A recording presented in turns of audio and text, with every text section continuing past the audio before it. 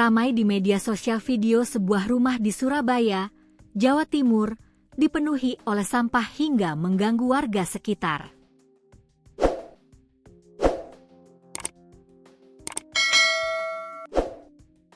Akhirnya, petugas gabungan membersihkan rumah itu.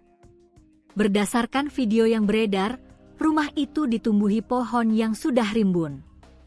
Lalu, terlihat juga sampah yang menyangkut di pagar bangunan. Video lain memperlihatkan sejumlah petugas dengan seragam Dinas Lingkungan Hidup, DLH, Surabaya tampak membersihkan bagian halaman dan dalam rumah tersebut.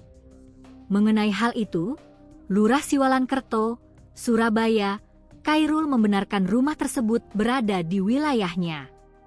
Sedangkan, penghuninya, R50, mengalami gangguan kejiwaan.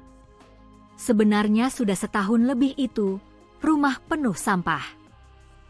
Kita dilapori oleh Pak RT, Pak RW, maupun warga sekitar, kata Khairul saat dikonfirmasi, Kamis, 18 Desember 2025. Khairul mengaku kerap mengingatkan kepada keluarga yang memiliki rumah tersebut agar segera dibersihkan.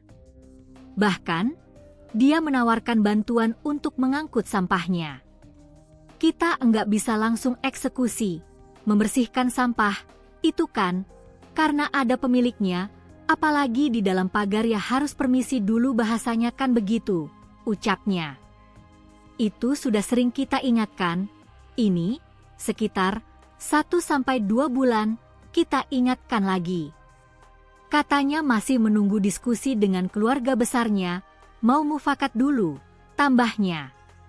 Khairul semakin mendesak pihak keluarga pemilik rumah agar mau untuk dibersihkan. Sebab, sudah banyak masyarakat yang mengaku terganggu dengan sampahnya. Akhirnya, rumah penuh sampah tersebut dibersihkan oleh petugas gabungan yang berasal dari petugas kecamatan, kelurahan, Dinas Lingkungan Hidup, DLH, Dinas Sumber Daya Air dan Bina Marga, Disdapmam, dan BPBD Kota Surabaya.